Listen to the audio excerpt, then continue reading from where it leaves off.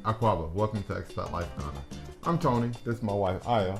We're documenting our move from Texas to Ghana as we go beyond the return.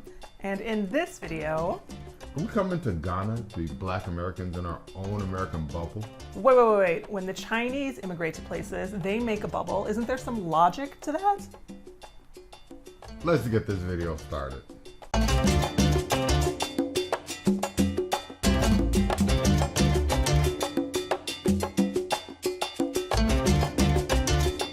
We host a quarterly expat meetup here in Ghana, which is happening this month. Yay! If you'd like to attend, join the closed Facebook group since it's the only place that we share the details. And it is nice to get together and chat with other Americans and other people in the diaspora that live here in Ghana. Recently, I had someone tell me Americans here in Ghana don't collaborate and make their own community enough. This really got under your skin. Yeah, it did a little bit. And I think... Why? I believe if you come to Ghana, you should come to live a Ghanaian lifestyle. This is going to be one of those videos where you and I argue, isn't it? No. A little. No. You know, we say come to Ghana to live, a Ghana life, all the time. Mm-hmm. We say that. Do you not agree with that? When you're here in Ghana, you can see that Chinese expats make a bubble and stick together. And the Lebanese do the same thing. I mean, I actually think there's a lot of incidences where immigrants from other countries make a more concerted effort to stick together. But we, as Black Americans, we don't create that same close-knit community here in Ghana. I have some thoughts on that, and let's talk about this bubble mentality. Bubble mentality? That's what you're going to call it? Okay. Another group coming to Ghana to live in their bubble. Okay. Tell me about your bubble mentality. All right, thoughts. So here are my issues with that. Number one, you pass up people around you to make friends with people outside of your community. You intentionally are doing that.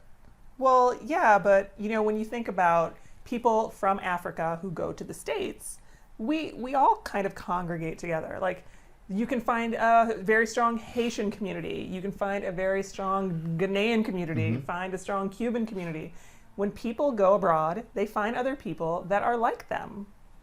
Why is that such a bad thing? Why is that such a bad thing? It's not a bad thing. It's not a bad thing. But in saying I'm not going to be part of my community, I'm going to be a separate community in the community that I'm choosing to go and live, well, you have to accept the things that come along with that. Okay, wait. Like, you're not your own bubble. It's not like you're getting aboard a space station. You're out still, you're shopping, you're going to events, you're going to local vendors to buy. You're not completely self-sustained. But this whole idea that, like, when Black Americans come to Ghana or to Africa, we have to assimilate. But when other cultural groups come, other people from other countries come, they don't assimilate. Are those people in the diaspora? Would you consider those people in the diaspora? Not. Okay, all right then. Wait, so what is the this distinction? video just ended. Wait, thank you. What's the Charlie distinction? out for now. What's the distinction in that? You're saying that... Well, I'm saying those people in the majority are coming for business-related opportunities. They're not coming to be part of the diaspora. Okay, so because you're in the diaspora, your job is to just assimilate. Not just assimilate. Like, to not rock the boat. Your job is to come in under the radar and just do as it's been done. Oh my gosh, she's going to say yes to that. Do you see that face? That was the face that says affirmative. Well... I think it's just very interesting that it's because we're in the diaspora, the things that we bring to the table are kind of dismissed a little bit, that the focus is just on come in and be one of us. And other groups just do a better job of coming in and saying, you know what, we're going to make a community. And I'm not saying like some walled in Wakanda, I'm just saying like a community where we're going to support one another more deliberately as a way of making sure we all succeed. That's awesome. You're the worst. You know, I mean, I think I'm okay. So drop a comment below. yeah. And let us know what you think about this part of our discussion. It's just think of it as a local. Great, another ethnic group coming here, making themselves separate from us. Well, making us you people, them people, us people, the we people, and you really hate the these people mentality. So it's just more, if you think about it as a local, it's just more foreigners coming in and setting themselves apart from us. Well, okay, so we had a video where we talked about the these people. I'm going to put that in the thing here. You really don't like the whole these people mentality thing, but people from different countries have different mentalities. We are inherently different because of where we were born and where we grew up. And when a Ghanaian person interacts with us, they know that we're different. So point two is you create an us and them, and that's how you get to these people mentality, by doing that. But we're not necessarily, we're not the culprits in that. People who are natural born Ghanaians who live here look at us differently because we are from outside, and they know. Isn't that because of how you're trying to separate yourself? If I want to, I'm just saying, we're both assimilated into the same community. We're not in like an expat community, y'all. We live out amongst the people, and you're more widely accepted than I am. And why do you think that is? Because I go out and talk to the people. That's not the only reason why. When they see me, they see a white person. They actually call me. But you know what? And when they see me, they think they're looking at a Ghanaian man. They think that you're Ghanaian. But they don't know until we go out and talk to them, and now they know. Oh, that dude, man, he just look Ghanaian. Don't fall for it, y'all. Yeah. Charge him double. But that's the thing, is that you at least get the benefit of the doubt because of how you look. I do not. And so part of that is that they have some base assumptions about the mentality of Americans that they apply to us. Well, for me, I think, our mentalities are different. And the problem is creating your bubble.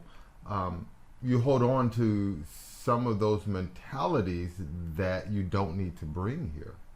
Okay. Yeah. I mean, case in point, one of the posts in the Facebook group about these people just coming in your house, my house. These people just coming in my house. Don't they know I shoot them? Don't shoot people that come in your house. Oh my God. They don't do that here. They don't do that here. Although I met a guy today who carries. I don't want to talk about that dude. There's something wrong with that dude. Aww. But I think for me, it's like if you don't understand, if you don't understand the reason why people feel comfortable enough to just walk in your house, then maybe you ought to separate yourself from all those people who have that same mentality that we'll shoot people doing that, and go and relate to the locals, and then you understand, you let them in your compound. I mean, okay, so the whole gun mentality of Americans is like the most extreme version of an American mentality, but it does like a violence kind of. But that was their post. That was their post, and it's like, not even joking is that funny, because for me personally, I left America for that. Everybody having a gun, I don't want to hear about guns. And that's all people, can we bring our guns to Ghana? You don't need to be coming to Ghana, I'm telling you. Okay, well, either way, I know you're saying you don't like this us and them mentality, but I have found too that sometimes it is hard to find people who think like you, and there is a comfort in getting together with other people who have a same perspective as you. And I'm very lucky in the fact that I go out and people look at me and think that I'm a local, and that allowed me to go out and meet a lot of people, and a lot of my friends just so happen to be very close to my age, and they're Ghanaian born, left to the States and have come back in their late 40s, early to mid 50s, and I fit in with that group. And Okay, so very I have interesting here. 10 guys that I know that I talk to on a weekly, bi-weekly basis that fit that group. And people think I'm just one of those guys like that. They all think that you were born here and you went away and you came back. Yes. It's completely true. But I think it's very interesting because when I pointed this out to you, you were like, no, that's not true. I was like, yeah, all your friends are people who spent time in the States and understand that American perspective. Yeah. So now if I can do that, and I'm thinking, I'm just out. I wasn't going out looking for these people. But you gravitate towards that. Okay, great. What's stopping you from doing that? What's Well, stopping I'm all saying- other expats from doing that? Well, like that was like a 2-year why odyssey. Well, yeah, but why is it we have to go look for what we know? Everybody looks for what they know. This is like high school cafeteria talk. When you walk in the cafeteria, you look for people who look like you. You sit with the people who like the things you like. And we all inherently do that. And you did it. Even if you don't think you did it on purpose, you still did it. So why someone coming in can't just say, you know what, I mean, I kind of feel like these are my people, so I want to join or be a part of a group like that. Why can't they? Why does it have to be like undercover? I think it's like when you go out looking for love, you don't find it. When you just go out, love just finds you. Okay, I don't know how to combat that one. Alrighty. Yeah, me. So, Hi, I'm Leo. Subscribe right now. so for me, number 3, if you're coming here, you can't complain about it. You have options. You chose this life. There are some valid complaints. Yeah, because like, hold up, you know, it's okay to point out things that need to get better. Yango drivers. Ain't none of y'all complained about that. 150 million Yango driving cars here. The Yango, and no, not one of y'all complained about that. But here they are, jumping in front of you, slowing up traffic. They're everywhere. Nobody complained about these Yango drivers. Why? The mopeds are the Why? worst ones. Did it out. Oh. So. Yeah. So there are some legitimate things that need to be. But I mean, that it's okay. It's okay. You know, how you are perceived is based on your actions. Okay, I get that. Yeah. But So this idea that like you so came to watch Ghana, your actions. so don't complain, just shut up and assimilate already. That's not fair. What I'm saying is, how many of us just jump in the tub? You test the tub, right? You test the tub before you get in it. Want to see how hot that water is, right? There's So no tubs y'all here. just jumping in the tub, getting okay. burned, 3rd-degree burns, 2nd-degree burns. Your skin just falling off. Why? Because you went, ooh, it's too hot. What does that have to do with anything? Well, y'all coming to Ghana, and y'all didn't know these things? How? Why?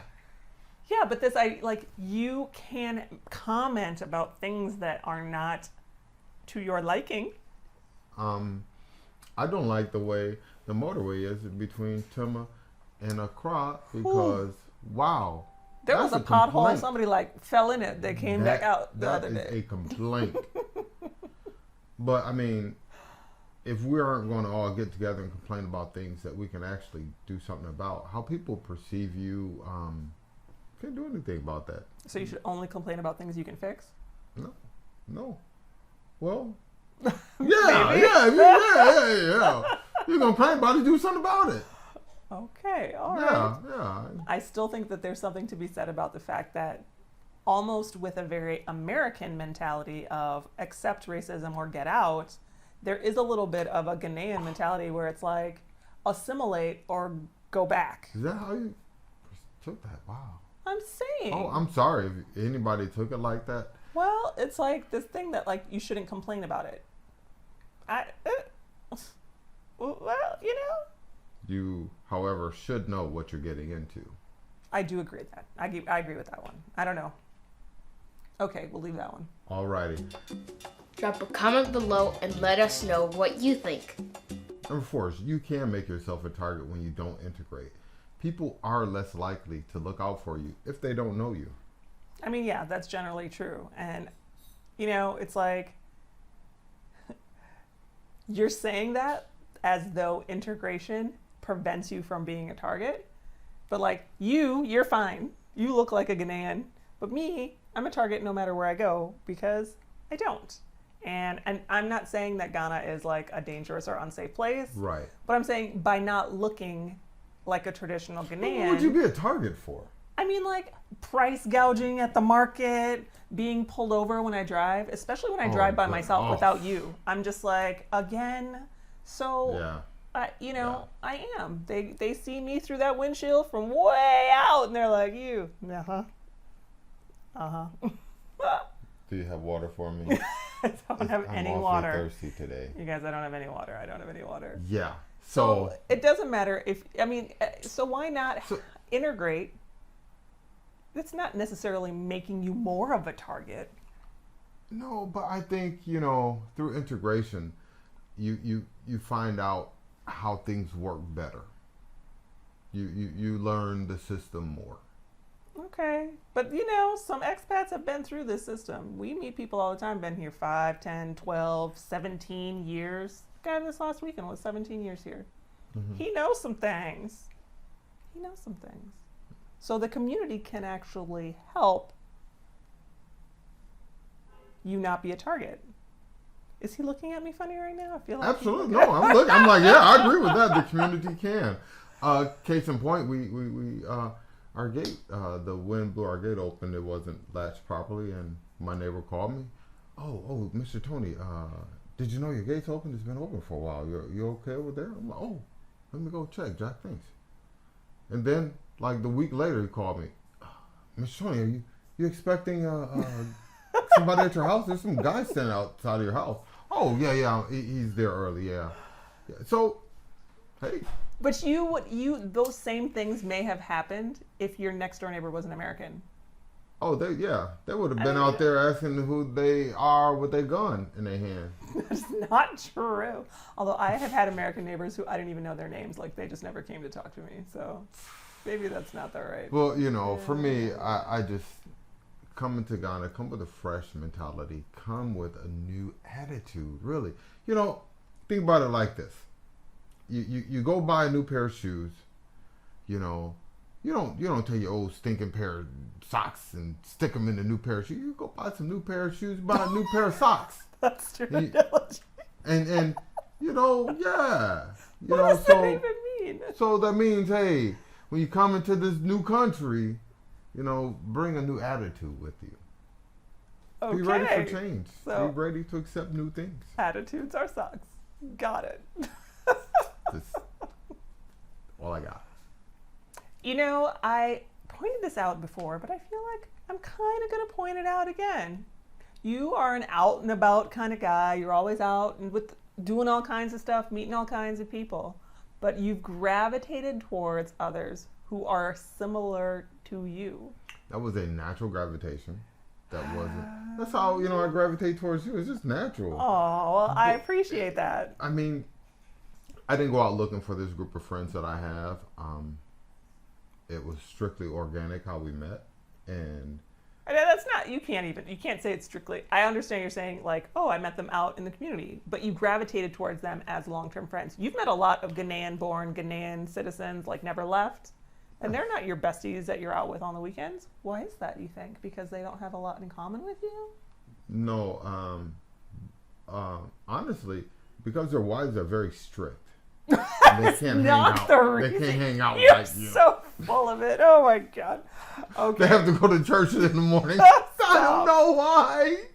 I'm just saying most of your friends are people who have spent time abroad, and it's because we all like to be with others who can commiserate with us and empathize with our situation and understand the journey that we've been through. And that's why people like to build their communities. And Black Americans are not doing that here, not to the extent that other foreigners who've come in are doing. Other people who are not part of the diaspora. I get it. Yes. So you agree with me? Yes, I agree that the foreigners coming here who are not Black Americans have the backing of their governments a lot to build businesses here, and they're not coming here for the reasons we are. So yeah, I get it. We want to be like them. Well, but we're not. They're not all we're coming not. here But we're from not. a business. I mean, there are people who are coming for different reasons. Yeah. But So either, there's like, some guy in China right now that's like, you know what? Ghana's the place, man. Skip this China. I'm out of here. I'm moving to Ghana. Maybe. Ain't no That's Chinese true. man doing that. He's like, oh, I can go to Ghana and start my business. On the way. Okay, so you're saying that it's okay for them to build their little bubbles. And I'm not saying just Chinese. I'm saying that this has happened with, people from Lebanon, from Saudi, from all over the place.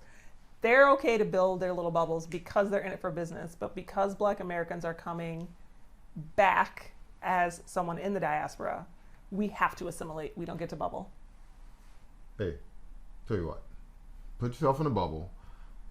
Separate yourself.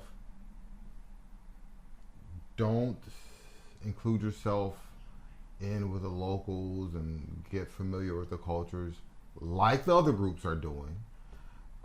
Take advantage of, cheap labor. Take advantage of all the things the other groups are doing. And then let me hear all your complaints about how you're treated. Okay. How about that? Well, I think I'll be glad to hear them. I'm saying, yeah. I get that. I don't understand how you don't get it.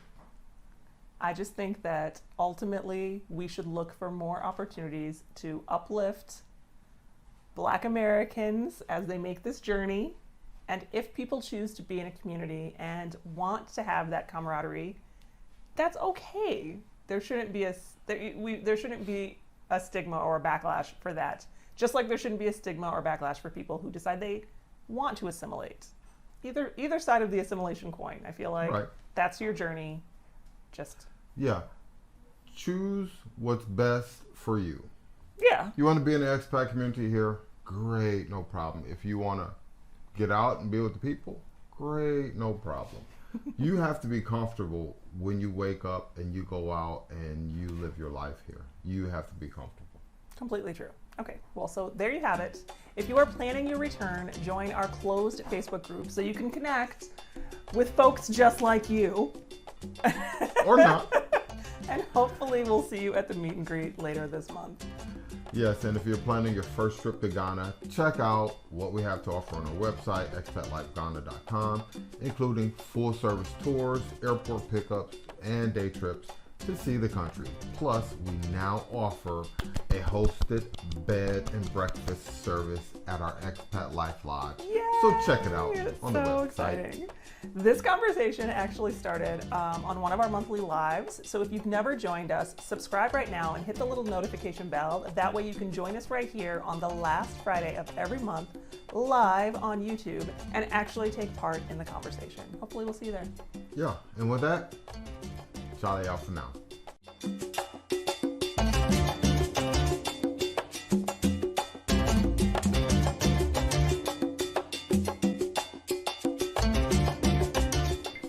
I've actually hit the record button today.